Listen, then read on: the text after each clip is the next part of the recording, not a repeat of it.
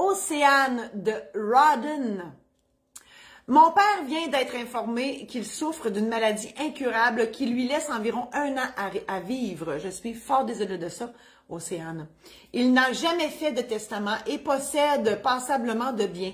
Il souhaite faire de moi sa liquidatrice et tient absolument à ce que je sois avec lui quand il rencontrera un notaire. Première question. Ai-je le droit d'accéder à sa demande et d'être présente lorsqu'il rencontrera un notaire? La réponse, c'est oui. Parce que l'idée, c'est que quand on va chez le notaire, le notaire est tenu au secret. Mais si si votre père vous permet d'arriver avec lui au bureau du notaire, implicitement, il accepte que vous soyez là, donc il enlève l'obligation du secret professionnel du notaire en regard à ce qui va se discuter dans le bureau. Donc, voilà, réponse à la première question. Deuxième question, suis-je tenu au secret formel de ce qui se passera dans le bureau du notaire à ce moment-là? Vous n'êtes pas tenu au secret. Mais je présume que votre père va dire « ta boîte avec ça », ou si ça ne dérange pas, ben vous pourrez le dire. Mais moi, je vous conseille fortement, Océane, d'en discuter avec votre père jusqu'où vous pouvez parler de cette rencontre-là. Je pense que c'est une question de respect et non pas d'obligation au secret parce que juste les professionnels qui sont tenus au secret, d'ailleurs, je fais une parenthèse, ça fait tellement longtemps que j'applique le secret professionnel. Je dis souvent à la blague qu'il y avait 2 choses dans ma pratique que je détestais, c'est les bas nylons, j'ai réglé ça, et le secret professionnel. En fait, c'est dur à gérer. J'ai beaucoup d'exemples de ça dans mon 3e tome de mes anecdotes, les secrets de la maîtresse, c'est le titre.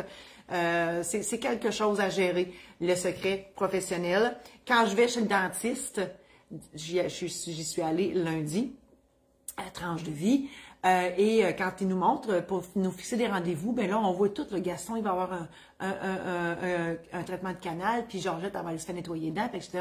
Moi, je capote parce que je me dis, oh my God, je veux pas voir ça, je veux pas voir ça, parce que moi, dans mon bureau, c'était pas comme ça, hein.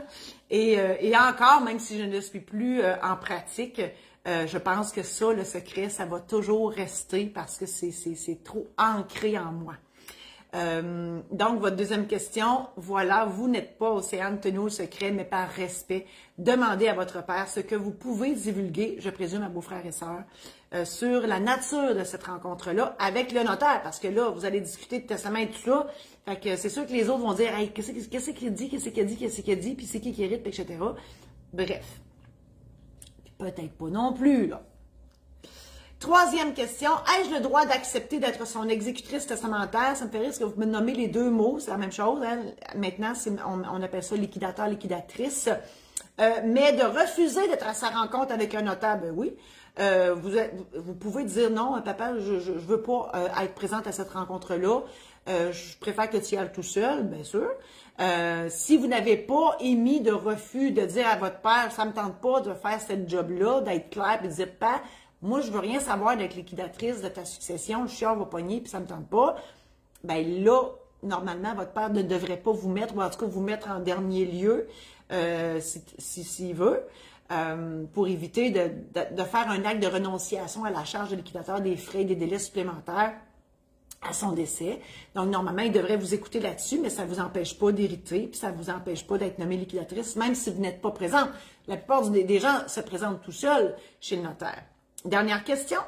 4e question, si j'accepte de devenir son exécutrice testamentaire liquidatrice maintenant, puis-je revenir sur ma décision avant ou après son décès? Ça sera après son décès parce que la charge de liquidateur, liquidatrice arrivera que lorsque lorsque votre père va décéder. Avant ça, le testament ne s'ouvre pas. Donc, votre charge n'arrive pas. OK? Et au moment où au moment où votre père va décéder, le testament, il y aura eu une recherche testamentaire de fait. Et là, on voit que c'est vraiment le dernier testament dont vous êtes la liquidatrice ou vous êtes nommée liquidatrice. Ben, c'est là que vous aurez le loisir d'accepter ou de renoncer à cette charge. L'acceptation se fait de fait, mais la renonciation doit se faire par un contrat. Océane, je vous je vous offre, vous avez-vous entendu le boom? Je ne sais pas ce qui s'est passé, mais il y a un boom qui vient d'arriver. Un autre, ben voilà, je ne sais pas. Il doit y avoir quelqu'un qui fait des travaux, puis un 10 roues qui se vide, là. Ça fait boum, boum, boum. C'est à proximité, j'en suis fort désolée, on est chez moi. Donc oui, Océane, pour vous permettre de vous familiariser maintenant, puis on ne souhaite rien à votre père maintenant, mais vous me dites que c'est un décès qui est quand même assez imminent, ben vous pouvez vous familiariser avec votre tâche de liquidatrice en vous procurant mon programme en ligne. Martine va mettre les liens utiles à cet effet dans les commentaires. Donc, programme en ligne, comment régler une succession dans le confort de votre foyer et à votre rythme. Donc, vous pouvez l'avoir version papier. Et là, il y a tout. C'est un aide-mémoire. Non, ça, c'est l'aide-mémoire. Je dis n'importe quoi, là. Mon Dieu, je suis mêlée. Programme en ligne, c'est moi qui vous parle. Je suis moins mêlée que ça, là.